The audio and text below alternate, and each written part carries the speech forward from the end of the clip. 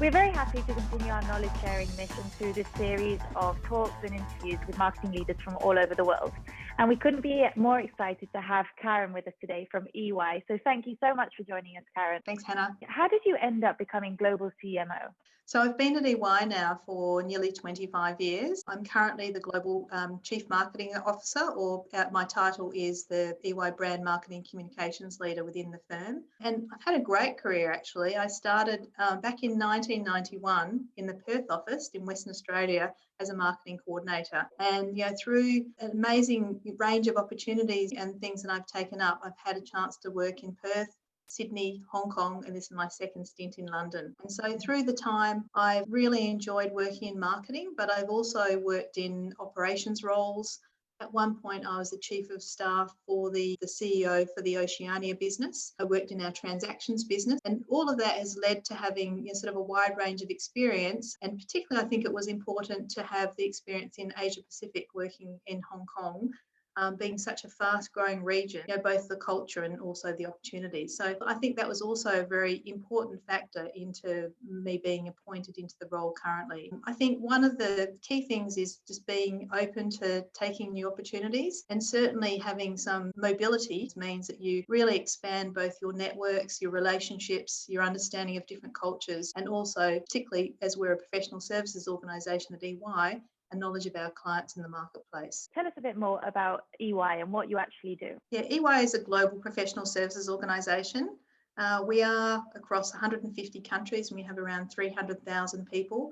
And we actually help organisations assure, grow, operate and transform their businesses and organisations. And so what's one career advice that you've received as a marketing leader that's been particularly valuable to you? Probably the one thing, and I actually feel this is probably the most pertinent thing that someone said to me, was be the CEO of your own career. And what they meant by that was no one is going to map the career out for you. You need to create your own opportunities. When you're doing your goal setting or having a performance review discussion with your leader or the people that you're working with, is really be very open about the things that you'd like to do in the future. I do come across a lot of people in my team and sort of more broadly that don't share, they'd like to move to another country, or they'd like to have a chance to work on a certain project or with a certain person. And if you're open about that, then those opportunities can come forward. But I think, sort of looking at the learning and growing opportunities that you need, and also making the contacts and connections, does help you get a lot more quickly to where you want to go to. Yeah, it's true. As we all know, it's been a very tough year for anything event related.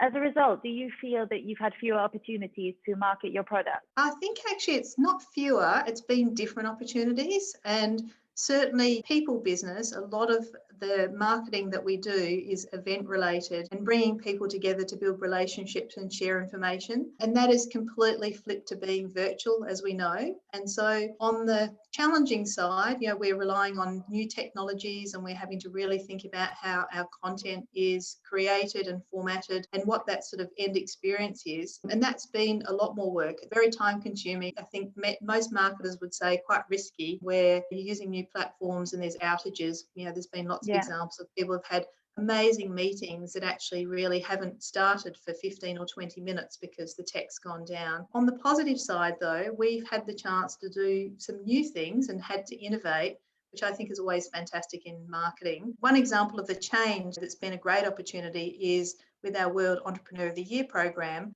whereas we'd normally have a reasonably intimate meeting bringing together people. This time we've worked together with a media partner, which is CNBC Catalyst, and broadcast that event, which means we've had much greater reach and connection. And we've also had great content that we've been able to use following that sort of virtual meeting.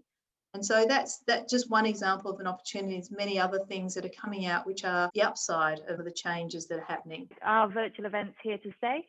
Virtual events are definitely here to stay. We will definitely move back to having some physical event component and a combination as well. So the digi-physical event, where you've actually got, sort of bringing those two things together into one format for a very engaging experience. I can't see physical events disappearing. People do have a natural need to connect, and building relationships with new contacts is actually always a lot easier when you've met someone in person as opposed to virtually. So if you could describe the year 2020 in one word, what would it be? The year 2020 I would describe in one word: agile. So true. Thank you so much for joining us today for this Ortus chat. It's been a pleasure speaking to you, and I hope we continue knowledge sharing again in the future. Thanks very much, Hannah. It's been a pleasure.